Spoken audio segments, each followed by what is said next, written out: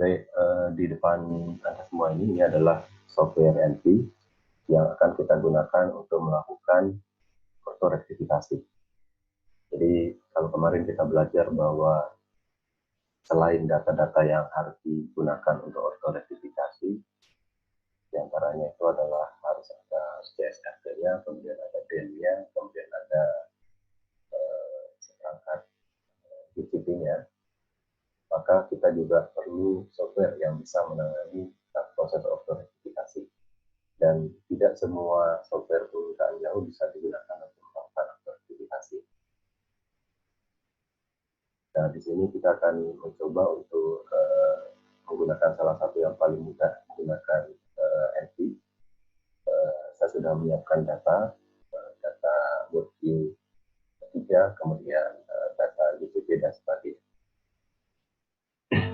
Baik, untuk memudahkan di sini, nantinya kita akan buka, yang pertama itu adalah kita akan buka datanya di data manager. Di sini akan Anda harus buka, kemudian Anda akan dibawa ke folder praktikum. Jadi foldernya ini akan saya save. Kemudian di sini ada beberapa data. Ini folder dengan nama data ini isinya adalah file CSRT-nya. Kemudian selanjutnya itu adalah data GCP, ini kita perlukan beserta data survei GCP-nya. Itu kita perlukan untuk sebagai input dari proses verifikasi. Nah, bagian pertama itu adalah kita akan buka ya data. Ini ada multispektra. Ini adalah yang data visible-nya.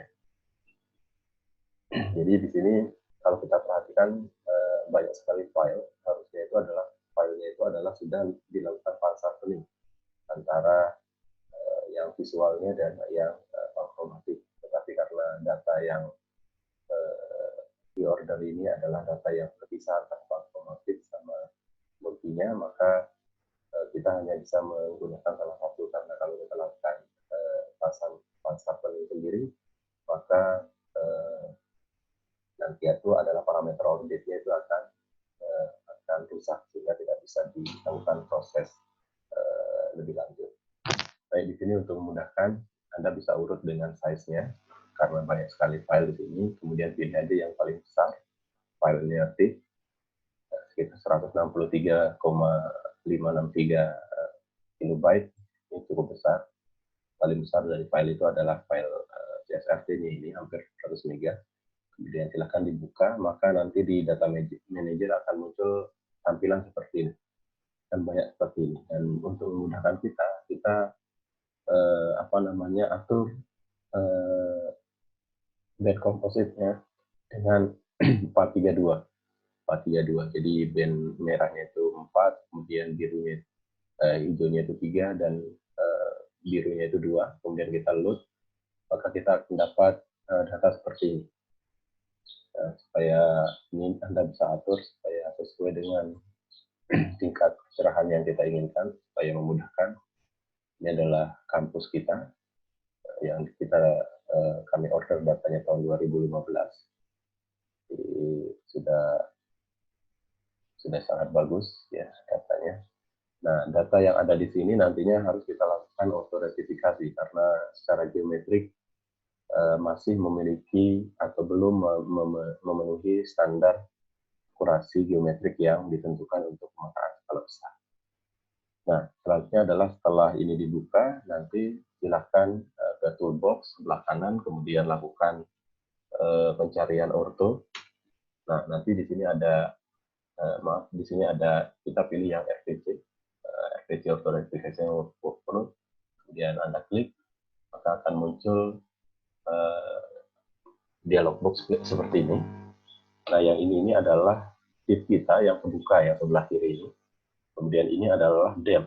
Jadi kalau tidak punya DEM, di NV ini sudah ada perangkat DEM yang bisa dipakai. Tapi kalau kita punya DEM yang sesuai, kita bisa terus kemudian cari datanya di mana. Nah, kebetulan karena Surabaya Timur, khususnya daerah Sukolilo ini dia relatif flat, topografinya, maka DEM yang digunakan itu adalah cukup DEM yang ada di DNP ini. Kemudian ada next. Nah, maaf Pak, layarnya tidak bergerak Pak, maaf menyela. Sekarang muncul. Belum Pak. Masih yang composite band tadi Pak. Masih data manager. Nggak bisa, berarti dia nggak bisa muncul. Nanti aja saya rekam dari sisi saya, jadi dari sisi saya dia akan kelihatan. Iya Pak. Oke, ini nanti akan muncul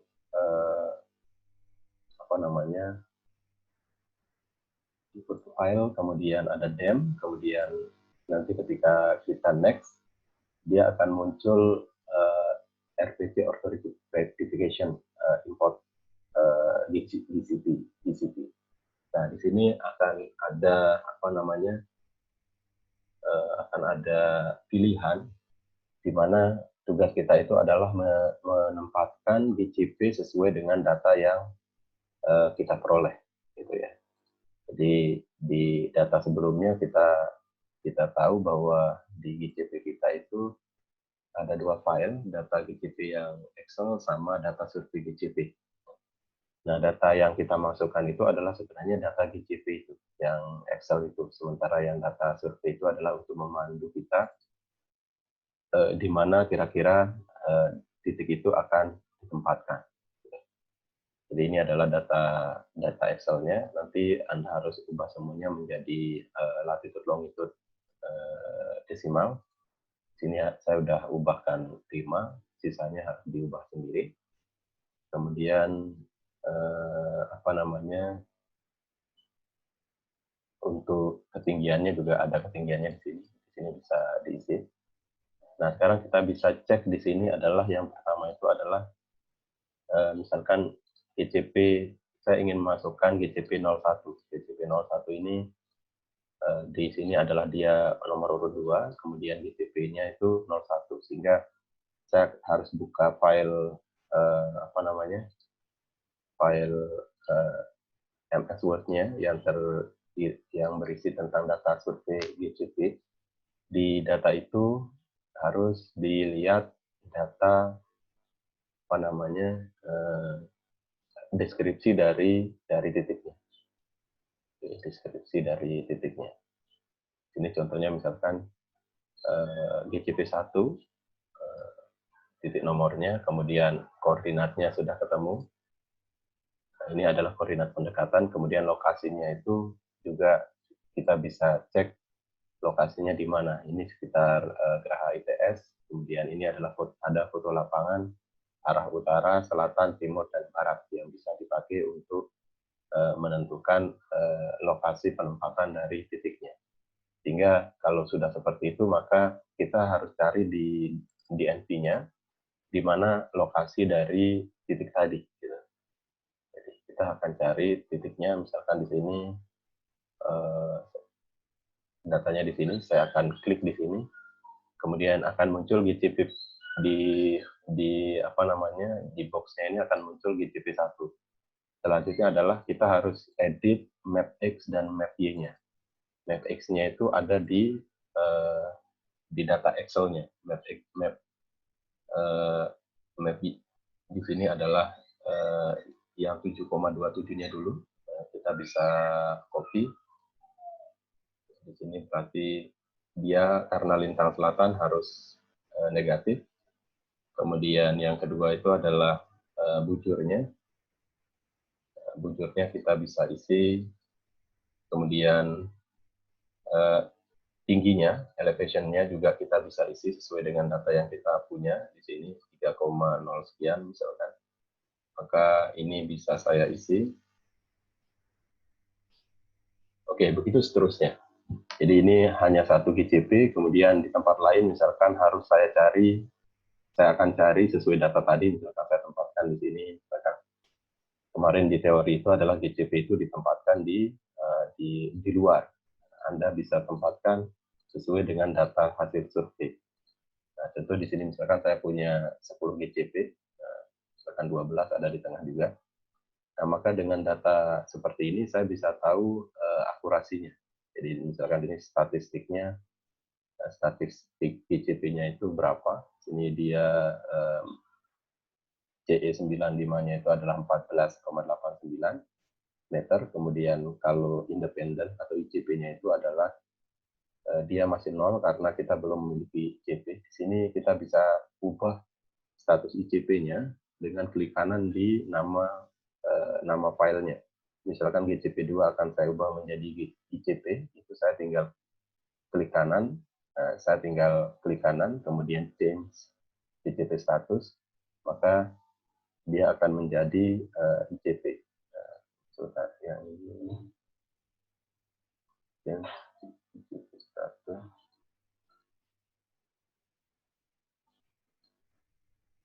Saya akan ubah lagi GCP 7 kemudian 11 misalkan.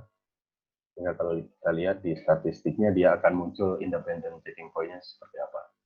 Nah, nanti yang kita perlukan itu adalah di independent checking point ini kita akan lihat circular error-nya berapa. Itu sesuai dengan yang kemarin ada aturan yang saya kirim di folder terpisah. Judulnya peraturan terkait, itu bisa dihitung berapa circular error-nya. Kalau yang BIG menggunakan circular error 90%, kalau yang di sini kalau kita pakai NV dia menggunakan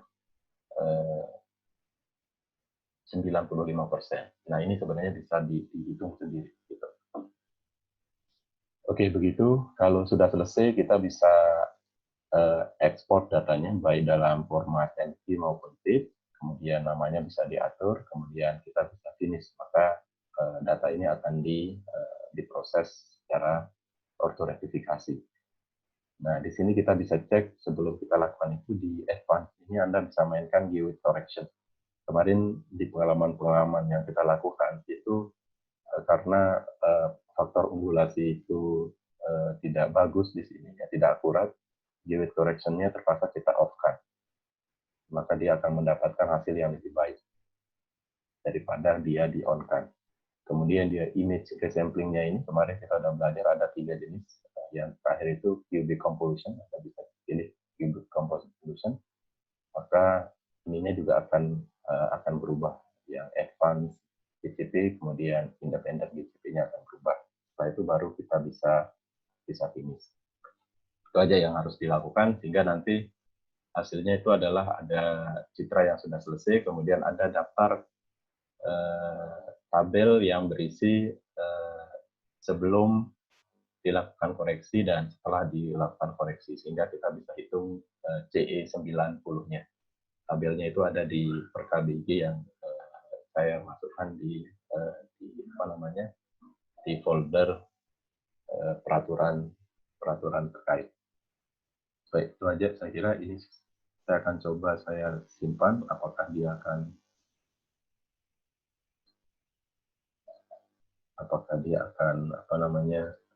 muncul atau tidak ya.